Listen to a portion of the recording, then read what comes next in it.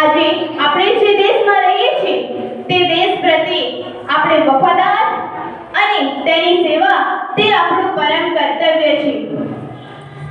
આજે આપણા દેશમાં ભ્રષ્ટાચાર, આતંકવાદ, કોમવાદ, ભાષાવાદ જેવા દૂષણો ફૂલ્યા ફાલ્યા છે. ગરીબી અને બેકારીએ માથા મૂકી છે. આવા સંજોગોમાં દેશના દરેક નાગરિકે પોતાના સ્વાર્થ વગર દેશની સેવા કરવું તે આપણું પરમ કર્તવ્ય છે. મારા વડાપ્રધાન બનવાની ઈચ્છાથી ઘણા લોકોને આશ્ચર્ય થશે, પણ મને આમાં કશું પણ અજુગતું લાગતું નથી. દેશ સેવા એ સૌથી મોટું કર્તવ્ય છે.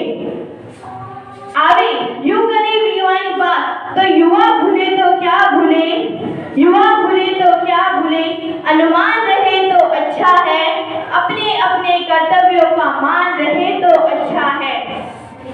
આપણે દેશના યુવાનોની વાત કરવા જઈએ તો દેશના યુવાનો જ્યારે હું વડાપ્રધાન બનીશ તો મારા માટે મારા દેશના યુવાનો ખૂબ મહત્વપૂર્ણ હશે.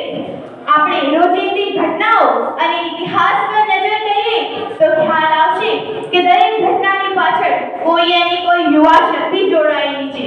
એવી જ રીતે જો હું વડાપ્રધાન બનીશ તો મારા યુવાનો મારા માટે ખૂબ મહત્વપૂર્ણ હશે. કોઈ કવિએ કહ્યું છે, જહાં